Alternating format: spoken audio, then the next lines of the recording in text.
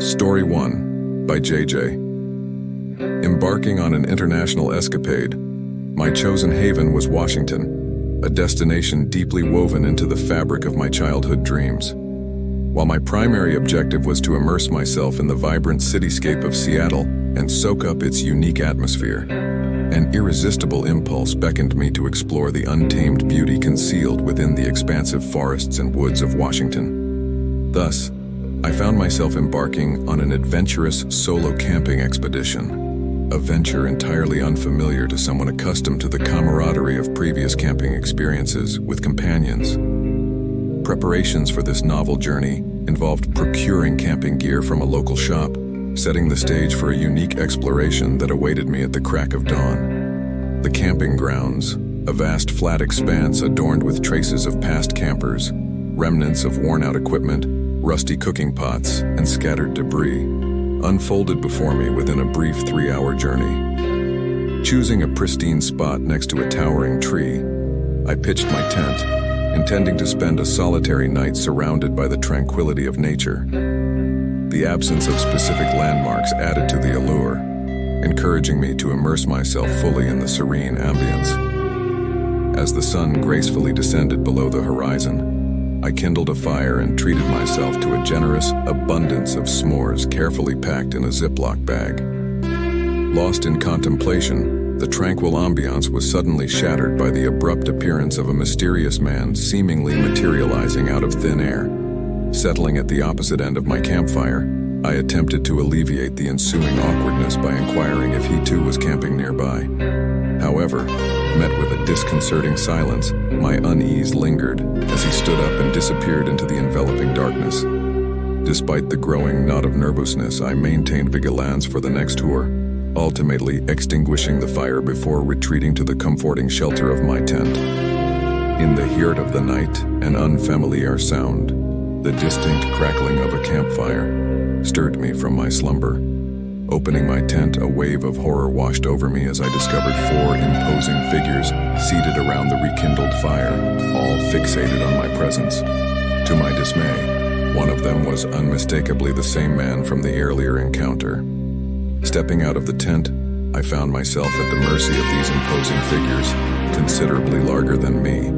They conducted a thorough search, confiscating my phone and wallet before forcibly dragging me away from the familiarity of the campsite. A 20-minute walk into the ominous woods ensued, and just as the specter of fear reached its zenith, they abruptly shoved me to the ground, delivering a disorienting blow to my head, and swiftly fled. Despite the ensuing disorientation and physical discomfort, an adrenaline-fueled surge impelled me to jog in what I fervently hoped was the direction of the nearby interstate. After approximately 30 minutes, the overwhelming weight of exhaustion overcame me, and I collapsed into the obsidian abyss. Upon regaining consciousness, the disorienting reality of not knowing which way to turn confronted me. Driven by desperation, I navigated the dark woods until a distant light emanating from a passerby's flashlight caught my eye. Screaming for help, I approached the figure, only to discover 3 more individuals lurking behind him. Terrified, I sprinted away, immensely relieved as they chose not to pursue. Enduring an additional 2 hours of navigating through the woods, I reached the interstate at the break of dawn. Another half-hour passed before I successfully flagged down a passing car, finally feeling a semblance of security. Upon returning to the city, I promptly contacted the police, reclaiming my car and recounting the harrowing events in vivid detail. Despite the financial burden of covering the cost of the lost rental items, it paled in comparison to the magnitude of the ordeal I had endured. Thankfully, the attackers seemed more inclined toward theft than inflicting fatal harm. The peculiar twist of encountering them a second time, as horrifying as it was, emerged as the unlikely thread that may have spared my life on that fateful night.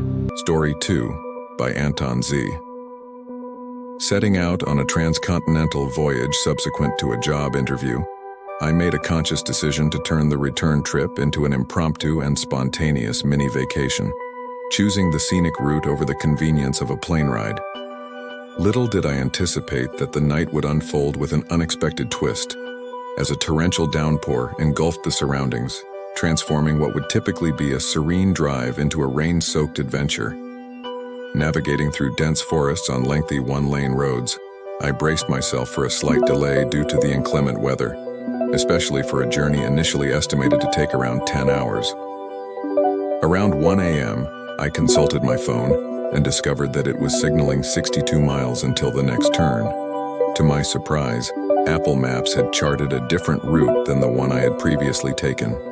Initially unfazed, I continued driving for approximately 30 minutes before realizing that my car's position remained stationary on the map. Despite numerous attempts to restart the app, it stubbornly clung to a cryptic instruction. Turn right in 62 miles, devoid of any road or street names.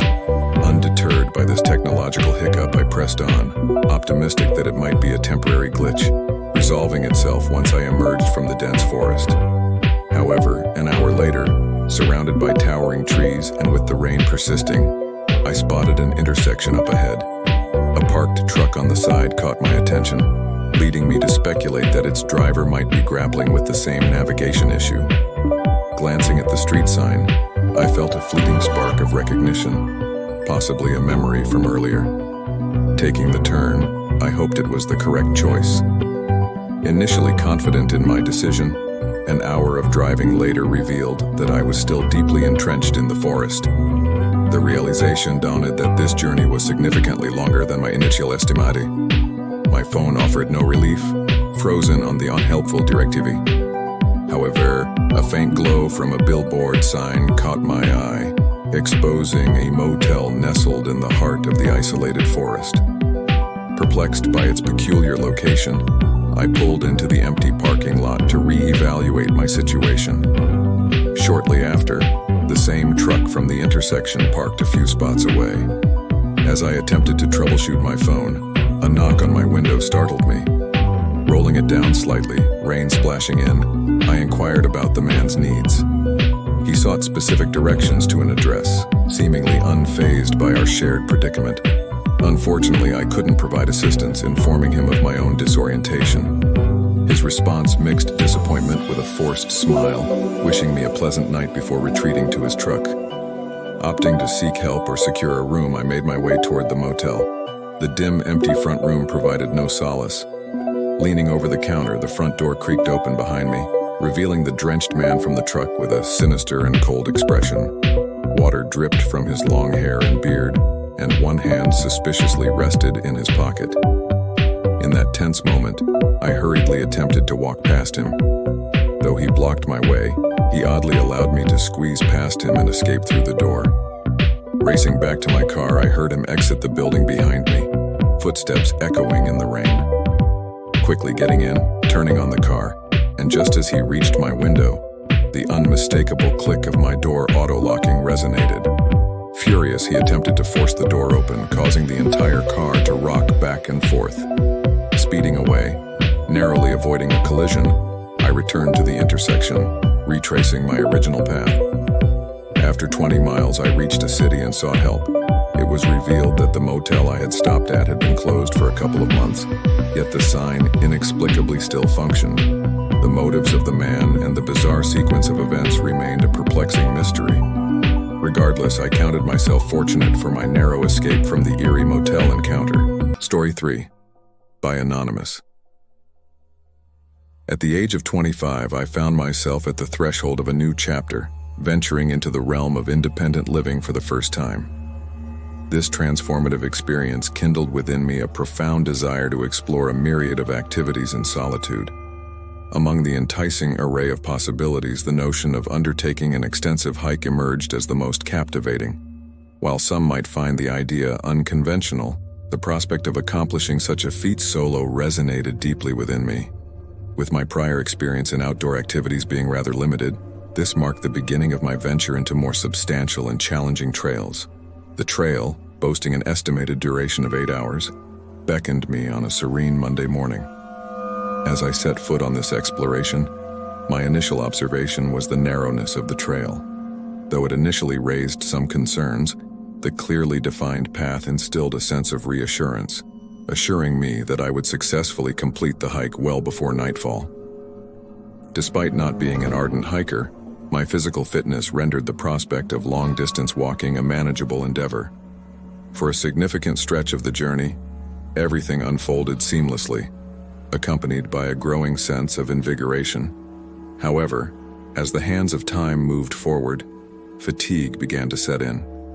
Glancing at my watch upon reaching the 6-hour mark without reaching the trail's end, a subtle sense of concern began to creep over me. Supposedly, the trail would culminate at a small overlook of the valley, a distinctive landmark. Yet, according to the website I had consulted earlier, I found myself trailing behind by 2 hours. Doubts began to surface.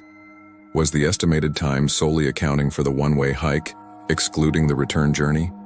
Confronted with the prospect of being engulfed by the forest after dark, I grappled with the challenging decision to turn back. During the return journey, I observed peculiar details that had eluded my notice during the ascent. A line of prints traversed the path perpendicularly, extending across the entire forest. This discovery heightened my unease.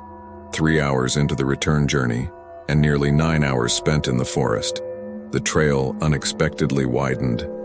Panic set in. Somehow I had deviated onto the wrong trail, perhaps an unintended detour. Standing amidst the darkening forest, my options seemed limited. To evade the perils of wandering in the darkness, I reluctantly retraced my steps, hoping to correct my course. Not far into the second attempt, I noticed fresh footprints, distinct from the ones I had observed earlier. The forest, now cloaked in darkness, intensified my regret for not having packed a flashlight. The moonlight, offering only scant visibility, added to the eerie atmosphere. In the silence, the sound of footsteps ahead reached my ears. Someone else walking on the gravel. The sound abruptly ceased, prompting me to cautiously move forward, illuminating the forest with my phone.